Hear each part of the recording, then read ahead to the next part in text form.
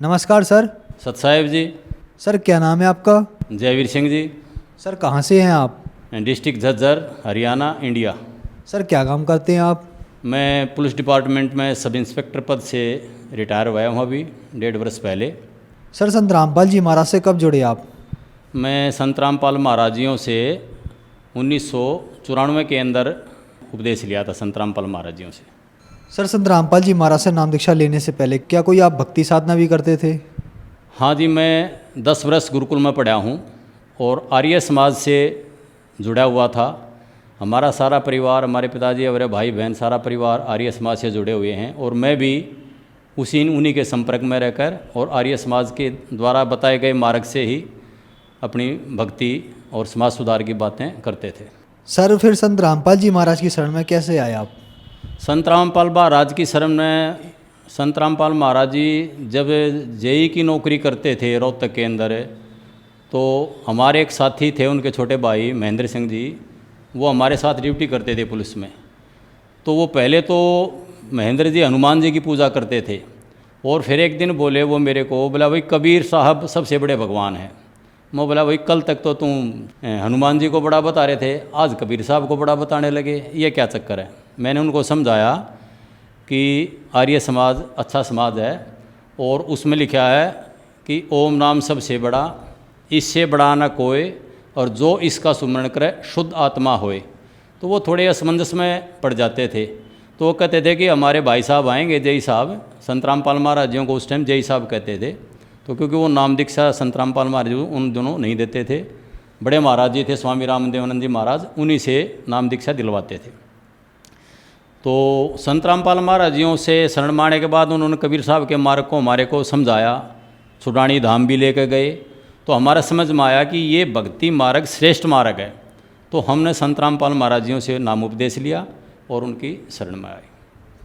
Sir संत रामपाल जी महाराज से नाम दीक्षा लेने के बाद क्या आपको कुछ लाभ भी प्राप्त हुए?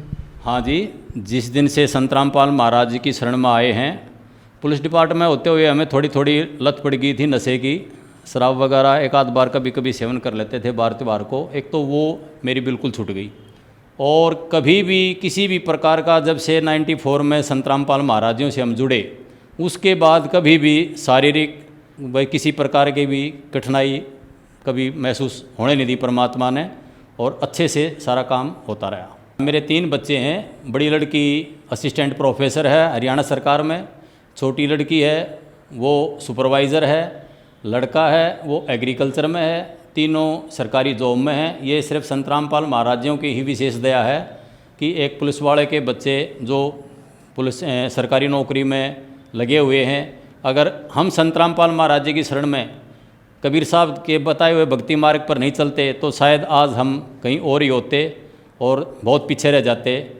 अब हमें विश्वास भी है कि हम सही मार्ग पर और सही चल रहे हैं।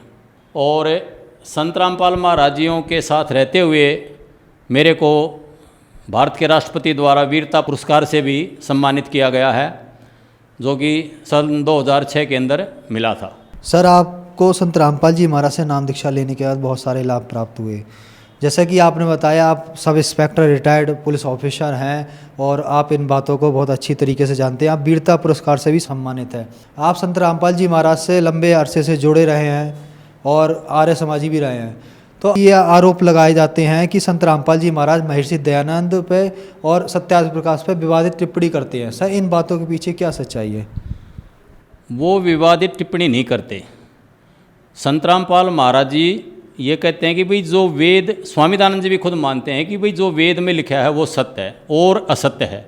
तो संत रामपाल महाराज जियों ने वेदों से और गीता से सत्याग्रह प्रकाश को मिलाया है।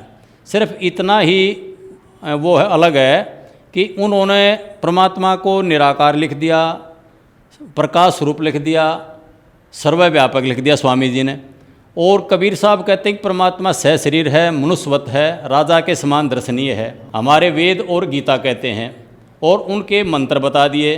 तो ये आर्य समाज के हमारे कुछ भाई बातें तो सुनते नहीं, जो अपने तो इन्होंने वेद पढ़े, न इन्होंने गीता पढ़ी, स्वामी जी का सत्याग्रह प्रकाश पढ़ लिया और उस पर विश्वास करते हैं कि जो स्वामी जी ने लिखा है वो सत्य है।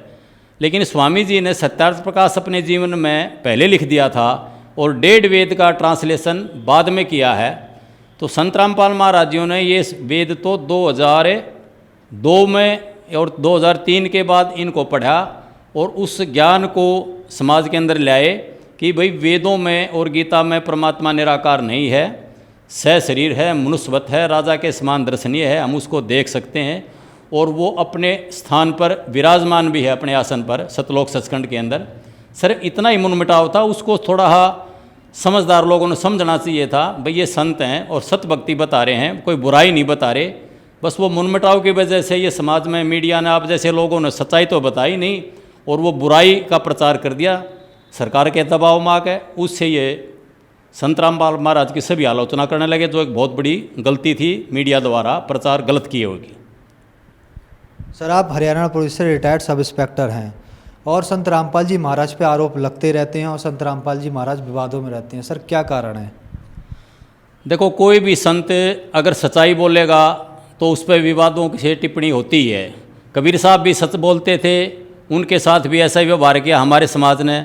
गरीबदास महाराज जी भी ऐसे ही सच्चाई बोलते थे, उनको भी ऐसे ही व्यवहार किया। नानक साहब को भी बाबर की जेल में 2 वर्ष रहना पड़ा था, उन्होंने भी सच्चाई बोली थी। ईसा मसीह को भी हमारे लोगों ने क्रिस कर दिया था और आज 80% विश्व की जनता उनको मानती है, ईसाई धर्म को। तो जब संत आते हैं तो तब तो हम उनकी बुराई करते हैं। श्री कृष्ण जी आए तब उनकी हम बुराई करते थे, श्री रामचंद्र जी आए जब उनकी हम बुराई करते थे, लेकिन जब वो शरीर छोड़ के चला गए तब उनको हमने भगवान माना, अब उनकी पूजा करते हैं। तो संत रामपाल महाराज जी अब शरीर में हैं, इनका हमने लाभ उठाना चाहिए। ये सत भक्ति बता रहे हैं, इनकी पुस्तकें पढ़ो, इनके सत्संगों में चैनल आते हैं, विभिन्न चैनलों में वो सत्संग सुनो और अपना आत्म कल्याण कराओ। इससे समाज का सुधार भी होगा और आत्म कल्याण भी होगा। और रही सरकार की बात, सरकार बेटी बचाओ बेटी पढ़ाओ का एक अपना नियम बना रखा है। संत रामपाल महाराज जी दहेज रहित बहुत सारी शादियां करा चुके हैं जिनमें 1 रुपया भी खर्च नहीं होता।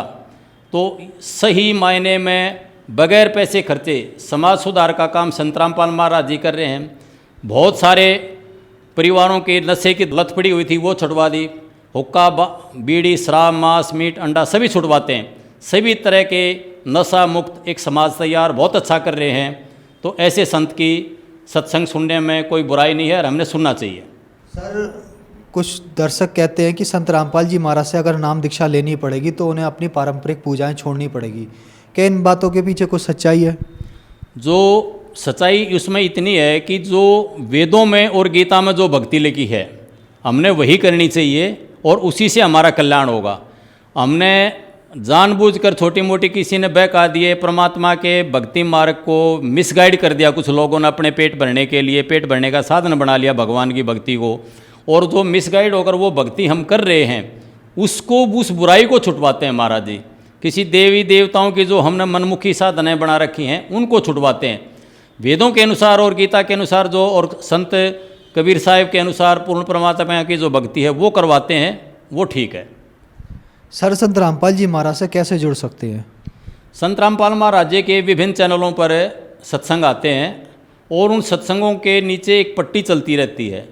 उस पट्टी पर मोबाइल नंबर लिखे हुए होते हैं। उन मोबाइल नंबरों से हम संपर्क कर अपने क्षेत्र के जो भी नामदान केंद्र परमात्मा ने खोल रखे हैं संत रामपाल महाराज जी ने पूरे देश में, जगह जगह देश विदेश में, तो उन नंबरों पर फ़ोन करके और हम अपने नज़दीकी नामदान केंद्र सेंटर का पता करके वहाँ से नाम ले सकते हैं। सर जो दर्शक श्रद्धालु आज आपको देख रहे हैं, खास करके आर्य समाजी के लिए, उनके लिए आप क्या संदेश देना चाहेंगे? मैं उन भाइयों से हाथ जोड़कर प्रार्थना करता हूँ, जो इतने भी आर्य समाज के हमारे भाई हैं, ये मनुष्य जन्म अनमोल है। इसको किसी के बहकावे में आके, मीडिया के बहकावे में आके या सरकार के दबाव में आके या कोई अपनी मान बढ़ाई समझ के कि संत रामपाल महाराज तो संस्कृत नहीं जानते, कल तक जेई की नौकरी करते थे, वो संत कहाँ से हो गए। अपने अनमोल जीवन को खराब नहीं करना चाहिए। उनकी बातों को सुनो, समझो। ये आत्म कल्याण का मार्ग है और समाज सुधार का भी मार्ग है। इसमें दोनों काम होंगे, समाज सुधार होगा और आत्म कल्याण भी होगा। तो मैं सभी आर्य समाज के भाइयों से और सभी समाज से हाथ जोड़कर प्रार्थना करता हूँ कि इनके सत्संग सुनो और ये मनुष्य जन्म बार बार नहीं मिलेगा और आप आत्म कल्याण कराओ, अपने परिवारों को सुखी बनाओ, अपने बच्चों को सदमार्ग पर लगाओ। जितने भी हमारे आर्य समाज के भाई हैं आज पहले जो बुजुर्ग थे वो तो कुछ ठीक थे, लेकिन आज जितने आर्य समाज को कहने वाले भाई हैं उनके सभी के बच्चों में बीड़ी का, हुक्के का, शराब का सेवन बहुत ज़्यादा मात्रा में हो चुका है। और वो सिर्फ संत रामपाल महाराज जी की भक्ति मार्ग से ही, सत्संगों से ही छुड़ा ही सकते हैं अपनी बुराई को, नहीं तो ये मनुष्य जन्म में बहुत बड़ा धोखा हो जाएगा। मैं इतना ही कहना चाहता हूँ। धन्यवाद सर। सत साहिब।